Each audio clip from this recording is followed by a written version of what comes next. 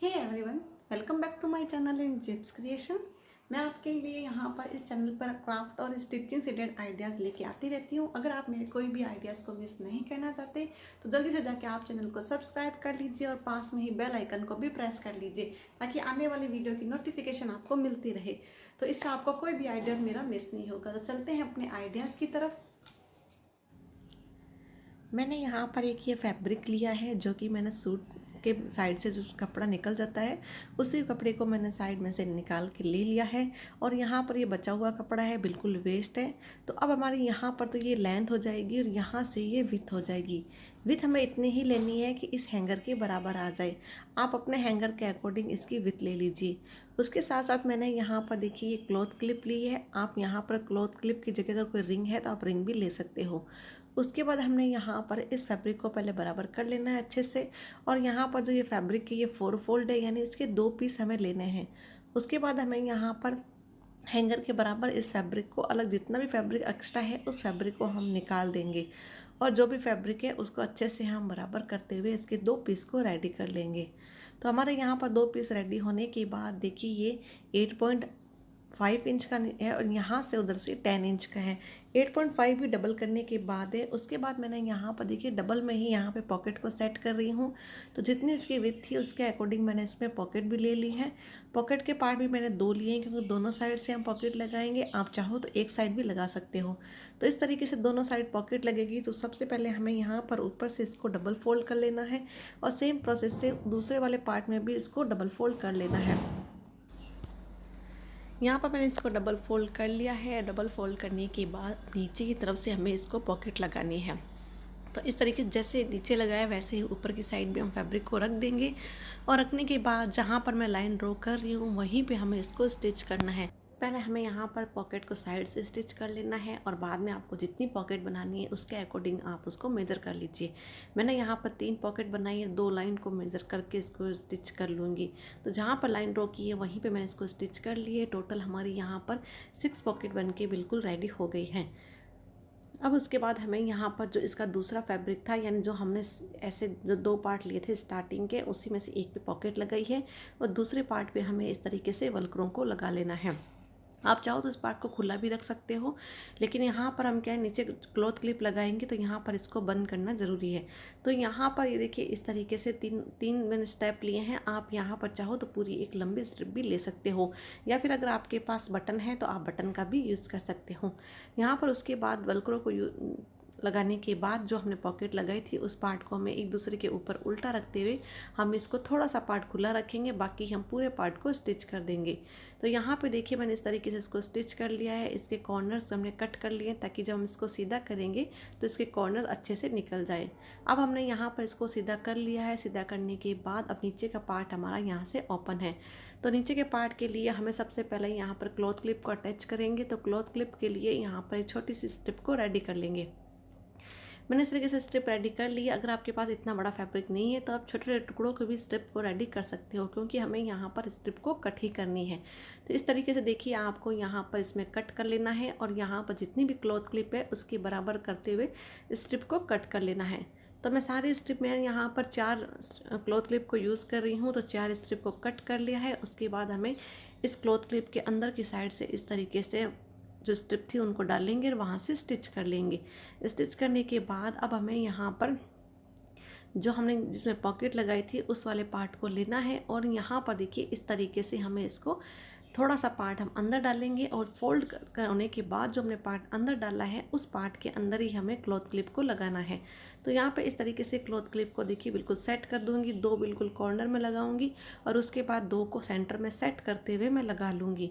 आप यहाँ पर चाहो 3, 4, 5 जितना बड़ा आपको फैब्रिक है उसके अकॉर्डिंग आप क्लॉथ क्लिप को अटैच कर लीजिए। तो मैंने अपने फैब्रिक के अकॉर्डिंग 4 क्लॉथ क्लिप को अटैच किया है और मेरी जो क्लॉथ क्लिप है वो काफ़ी बड़ी भी है तो इसलिए मैंने इसमें 4 ही अटैच की है। तो यहाँ पर फिर एक स्टिच करते हुए चारों तरफ से हम यहाँ पर फैब्रिक को अपर स्टिच कर लेंगे। तो यहाँ पर अपर स्टिच हो गई है। अपर स्टिच होने के बाद हमारा एक ऑर्गेनाइज़र बन के बिल्कुल रेडी हो गया है। अब इसको हम इस तरीके से हैंग करने के लिए हैंगर में डाल लेंगे और डालने के बाद ये देखिए वेलक्रो से हमने इसको पेस्ट कर दिया है और देखिए हमारा यहाँ पर ऑर्गेनाइज़र बन के बिल्कुल रेडी हो गया है। अब आप इसको कहीं भी हैंग कर सकते हैं, चाहे इसको बाथरूम में हैंग कीजिए, चाहे कपड़े का सुखाने आपको कहीं अंदर छोटे मोटे कपड़े तो उनको सुखाने के लिए भी यूज़ में ले सकते हो, या फिर अपने वार्डरोब में या किचन में कहीं भी इसको यूज़ कर सकते हो। तो मैंने यहाँ पे देखिए नीचे की तरफ सारी कैप लगा दी है और उसके बाद ऊपर की साइड से जितने भी गॉगल्स थे वहाँ गॉगल्स लगा दिए हैं। तो मैंने यहाँ पर एक बार वॉल पे लगाए तो पीछे की साइड से मैंने अभी सामान कुछ भी नहीं डाला है। यहाँ पर आगे की तरफ देखिए अपने गॉगल्स को और सारी जितनी भी कैप थी उनको डालते हुए मैंने इसको ऑर्गेनाइज करके रख लिया है। अब जब भी कैप निकालनी हो या गॉगल्स निकालना हो तो हम इजीली इसमें से निकाल सकते हैं। चलते हैं अपने नेक्स्ट आइडियाज़ की तरफ। तो यहाँ पर भी देखिए एक बिल्कुल एक स्क्वायर पीस का बचा हुआ फैब्रिक है। अब इसका मैंने मेज़र नहीं किया है, ये देखिए 19 है इधर से और यहाँ से ये 22 है। तो हमें यहाँ पर कुछ मेजर करने की ज़रूरत नहीं है, आप यहाँ पर इसके अकॉर्डिंग 19-20 इंच का एक फैब्रिक ले लीजिए और उसको इसके बाद 4 फोल्ड कर लीजिए। 4 फोल्ड करने के बाद अब हमें यहाँ पर एक साइड से इसको देख लेंगे, इसका मेजर कर लेंगे इसका पार्ट कितना है। तो यहाँ से इस तरीके से देखिए यहाँ से 9.5 इंच है तो 9.5 इंच पे मैं यहाँ पर इसको मेजर कर लूँगी। आप इसके अकॉर्डिंग छोटा बड़ा भी बना सकते हो। मेरे पास इतना फैब्रिक है तो मैं इसी के अकॉर्डिंग यहाँ पर एक सर्किल कट कर लूँगी। तो 9.5 का मेज़र करते हुए इस तरीके से हमें इसको जो हमने लाइन ड्रॉ बनाई है उसी लाइन पे हमें इसको कट कर लेना है, ताकि हमारा यहाँ पर एक सर्किल जो पीस है सर्किल का पीस एक कट हो जाए। तो देखिए हमारा कट हो गया है। ऐसा कैसा हमें एक पीस और चाहिए, आप यहाँ पर एक पीस और कट कर लीजिए। उसके बाद हमें यहाँ पर ये 7.5 इंच और यहाँ से 5 इंच का मैंने ऐसे फैब्रिक लिया है। अब इसको हमें यहाँ पर इस तरीके से घुमाते हुए यानी फोल्ड करते हुए हमें यहाँ पर इसको इस तरीके से राउंड शेप में कटिंग कर लेनी है। इसकी शेप कुछ इस तरीके से आएगी। उसके बाद सेम ऐसा कैसा हमें एक पीस और चाहिए तो हमें इसी के ऊपर रखते हुए हम एक पीस और कटिंग कर लेंगे। आप चाहो तो राउंड शेप ना देख के इसका एक सीधा स्क्वायर पीस रख भी सकते हो। उसके बाद मैंने यहाँ पर इसकी यहाँ इस तरीके से हमें इसको स्टिच कर लेना है और नीचे वाले पार्ट को हमें खुला रखना है और जहाँ पे मैंने स्टिच किए वहाँ छोटे छोटे कट लगा लेंगे, ताकि जब इसको पलटेंगे तो हमारा यहाँ पर जो स्टिचिंग है वो अच्छे से राउंड शेप में क्लियर हो जाए। अब देखिए अंदर की तरफ हमें थोड़ा सा फैब्रिक डालेंगे और डालने के बाद पूरे पार्ट में हमें इसमें स्टिच करते हुए अपर स्टिच कर लेनी है। अब हमने 2 पीस ये राउंड लिए हैं, उनमें से हमें एक पीस को लेना है और एक पीस को लेने के बाद जो हम यहाँ पर एक स्ट्रिप और लेंगे, उस स्ट्रिप का मेज़रमेंट 2 इंच है और उसके बाद इसकी लेंथ है वो यहाँ पर इस राउंड सर्किल के बराबर है। तो अब हमें यहाँ पर इस स्टेप को हमें क्या करना है, आगे से इस तरीके से डबल फोल्ड कर लेना है और डबल फोल्ड करने के बाद अब हमें यहाँ पर इसके राउंड शेप में इसको अटैच करना है। तो कहीं से भी एक पॉइंट ले लीजिए और लेने के बाद अब हमें इसको स्टेप को डबल करते हुए इसको इस तरीके से यहाँ पर इसको स्टिच कर देंगे। तो पूरे राउंड में हम इसको डबल करते हुए स्टिच कर देंगे। अगर आप बिगनर्स हो तो पहले ही आप स्टेप को डबल करते हुए एक स्टिच कर लीजिए, उसके बाद इस राउंड शेप में लगाइए। मैं यहाँ पर डायरेक्ट ही लगा रही हूँ। तो इस तरीके से यहाँ पर ये जहाँ भी लास्ट पॉइंट आएगा तो उन दोनों के बीच में हमें इतना सा गैप रखना है। देखिए बिल्कुल थोड़ा सा गैप रखा है। रखने के बाद हम इसको यहाँ पर स्टिच कर लेंगे। तो ये वाला पार्ट देखिए मैंने इसको स्टिच कर लिया है। यहाँ पर देखिए हमारी एक पाइपिंग सी बन के बिल्कुल रेडी है। यहाँ पर हम एक डोरी डाल लेंगे जिससे हम इसको खींच सकें। उसके बाद मैंने इसको भी स्टिच कर लिया है। स्टिच करने के बाद इस पार्ट को हमें जो दूसरा राउंड पीस लिया था चाहे उस पर लगाइए या किसी और पे जो राउंड पीस है उस राउंड वाले पीस पे हम इसको अटैच करेंगे। तो सेंटर का पॉइंट लेते हुए हम इसको थोड़ा सा ऊपर से 2 इंच का मार्जिन छोड़ते हुए इसको हम यहाँ पर इसको स्टिच करेंगे। सिर्फ ऊपर से यहाँ पर इसको स्टिच कर देंगे। ये हमारा स्टिच यहाँ पर कर लिया है। स्टिच करने के बाद देखिए हमारे कुछ इस तरीके से हुआ है। पूरा स्टिच नहीं करना, सिर्फ ऊपर से ही स्टिच करना था। अब जो हमने यहाँ पर एक स्पेस स्ट्रिप को जो लगाई थी उसी स्ट्रिप के ऊपर हमें यहाँ पर जो राउंड पीस है उस राउंड पीस के ऊपर हमें इसको उल्टा रख लेना है। तो देखिए इस तरीके से हम इसको राउंड पीस को इसी के ऊपर उल्टा रख देंगे। उल्टा रख दिया है। उल्टा रखने के बाद यहाँ पर ये इसको जो हमने स्ट्रिप लगाई थी उस स्ट्रिप पे सिलाई नहीं आनी चाहिए। और यहाँ पर देखिए जो ये सिलाई है इस सिलाई के जस्ट ऊपर ही हम यहाँ पर एक सिलाई लगाते हुए पूरे राउंड में इसको स्टिच कर देंगे। थोड़ा सा गैप रखेंगे ताकि हम इसको पलट सकें। तो थोड़ा सा वीडियो मिस हो गया था तो हम इसको पलट के फिर जो हमने स्ट्रिप इसमें लगाई थी उसमें हम डोरी को डाल लेंगे और डालने के बाद जितना भी आपका मेकअप का सामान है आप यहाँ पर इसको तरीके से रख सकते हो। और रखने के बाद अब हमें यहाँ पर डोरी को खींच लेना है। देखिए छोटी सी हमारी एक मेकअप वाली पोटली बनके बिल्कुल रेडी हो गई है। और यहाँ पर हम इसको अच्छे से इसको लॉक भी कर सकते हैं। तो जब भी हम कहीं ट्रैवलिंग करते हैं तो वहाँ पर जब छोटे बैग में किसी बैग में लेके जाते हैं तो हमारा कोई सामान मिलता नहीं है, या फिर हमारे पास जो मार्केट से सामान लेके आते हैं बैग तो वो काफ़ी स्पेस ले लेता है। तो इतने स्पेस कम करने के लिए आप इस तरह की पोटली वाली मेकअप किट बना के अपने इसको ट्रैवलिंग के लिए यूज़ कर सकते हो। तो ये बिल्कुल भी स्पेस नहीं लेता है, तो कम स्पेस में ही आपका यहाँ पर ये ऑर्गेनाइज हो जाएगा। नेक्स्ट आइडिया देखिए हमारा यहाँ पर इसके कैरी बैग के साथ है। तो यहाँ पर मैंने एक बड़ी साइज़ की कैरी बैग ली है, मेरे पास ये काफ़ी बड़ी साइज़ की है। तो इसको हम यहाँ पर इस तरीके से बीच में से कट कर लेंगे, यानी जो जॉइंट है उस जॉइंट्स बीच में से कट करेंगे ताकि जो हमारी कैरी बैग है वो बिल्कुल भी वेस्ट ना हो। उसके बाद हमें यहाँ पर इसमें दूसरी साइड से भी उस पोर्शन को कट कर लेना है। और नीचे से जो जॉइंट है उस जॉइंट पे भी हमने इसको कट कर लिया है। कट करने के बाद अब देखिए कुछ इतनी बड़ी कैरी बैग बन के रेडी हो गई है। अब हमें यहाँ पर इसके साथ एक ट्रांसपेरेंट शीट लेनी है। तो मैंने यहाँ पर एक ट्रांसपेरेंट शीट का जितना भी मेरे पास टुकड़ा पड़ा था मैंने वो पीस ले लिया है।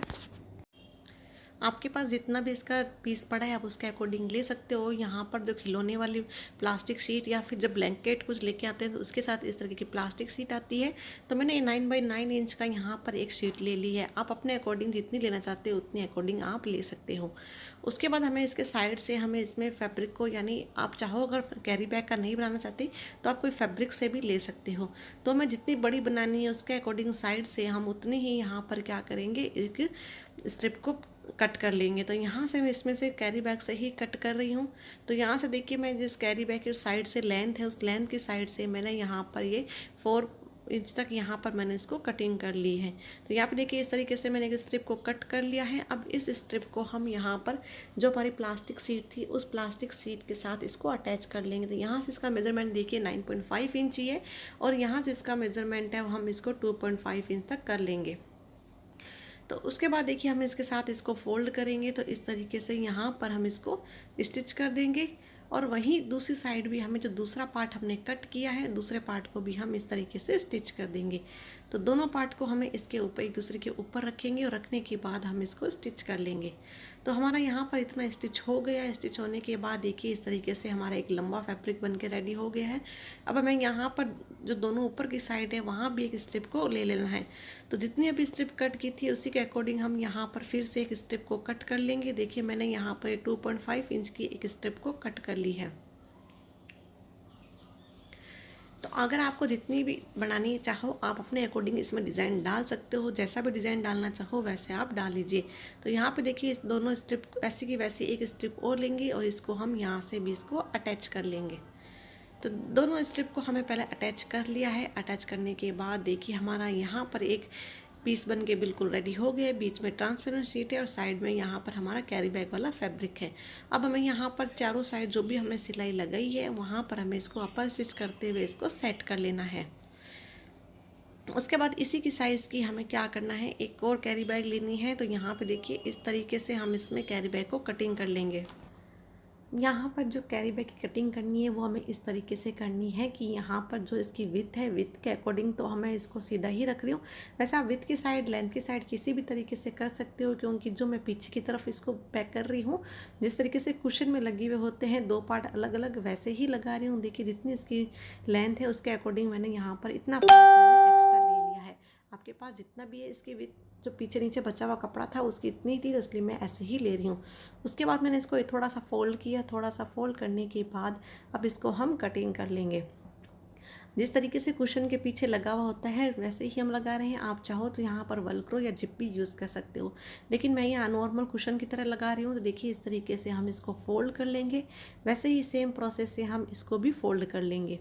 तो दोनों पोर्शन को हम यहाँ पर फोल्ड कर लेंगे। फोल्ड करने के बाद अब हमें यहाँ पर जो हमारी प्लास्टिक शीट लगाई थी उस वाले पेपर को लेना है और लेने के बाद अब हमें यहाँ पर इसके ऊपर इसको रख लेना है। और इस प्लास्टिक शीट के ऊपर देखिए मैंने यहाँ पर अपर स्टिच कर ली ताकि फिनिशिंग काफ़ी अच्छी आ गई है। अब हमें इसके ऊपर रखना है और यहाँ पर इसके ऊपर इस तरीके से उल्टा रखना है। सेम प्रोसेस है, हमें इस वाले कैरी बैग को इसके ऊपर उल्टा रख देना है। रखने के बाद अब हमें यहाँ पर दोनों पार्ट देखिए एक दूसरे के ऊपर रख दिए हैं। अब रखने के बाद अब हमें इसको चारों तरफ से इसको स्टिच कर लेना है। चारों तरफ से मैंने इसको स्टिच कर लिया है। स्टिच करने के बाद अब इसको हम पलट लेंगे ताकि अच्छे से इसको कॉर्नर्स निकाल लें। यहाँ पर देखिए हमारा एक साड़ी कवर बनके बिल्कुल रेडी हो गया है। अब चाहे आप साड़ी डालिए, लहंगा डालिए, सूट डालिए, जो भी आप डालना चाहते हो वो अपने अकॉर्डिंग इसमें डाल सकते हो। देखिए बिल्कुल पीछे की तरफ यहाँ पर जिस तरीके से हम पिल्लो कवर या कुशन में होता है, सेम वैसे ही मैंने यहाँ पर इसमें लगाया है, ताकि अगर किसी को जिप लगानी नहीं आती तो वो भी इसको ईजिली बना सकता है। तो बिल्कुल आसान तरीका था और देखिए यहाँ पर ट्रांसपेरेंट शेप से हमें दिखाई भी दे रहा है। आज के आइडियाज़ यहीं पूरे होते हैं। मिलते हैं नेक्स्ट वीडियो में। Bye bye.